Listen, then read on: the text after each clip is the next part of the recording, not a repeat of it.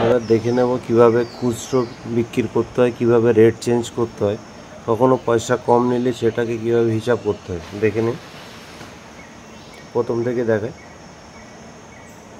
App থেকে, এই যে সারাদিনে বেচা কেনা রিপোর্ট সব এখান থেকে দেখতে পাবেন। যখন সেল শুরু করতে গেলে নিচে দেখেন সেল অ্যান্ড ইনভয়েস আছে, সেল ইনভয়েসে ক্লিক করলাম। আপনার যে স্টক আছে, ইনভেন্টরি আছে, নাম প্রোডাক্ট এখানেই দেখাবে। তারপর ধরুন কেউ 1.5 কেজি পেঁয়াজ নিচ্ছে, একবার ক্লিক করলাম, 1 আছে, এই যে 1 আছে, 1 কেজি সিলেক্ট হলো, তো 1-এর উপর ক্লিক করার সঙ্গে সঙ্গে 1.5, 1.5 কিলো হয়ে গেছে। হিসাব অলরেডি একসাথে ক্যালকুলেশন হয়ে যাবে। বা টমেটো 50 টাকা কেজি, কেউ হয়তো 20 টাকার টমেটো নিল, তাহলে এই যে 50-এর উপর ক্লিক করলাম, এখানে করলাম 20, সঙ্গে সঙ্গে 20 টাকা হয়ে গেছে।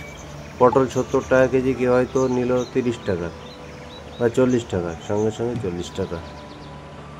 এইভাবে সিলেক্ট সঙ্গে সঙ্গে রেট চেঞ্জ হবে। কেউ আলু নিল হলো 5 কেজি, 5 বার ট্যাপ করলাম, 5 কিলো, এখানে অ্যামাউন্ট সঙ্গে সঙ্গে চেঞ্জ হতে থাকে। বাস আপনাকে ক্লিক করার পরে সেভ করতে হবে,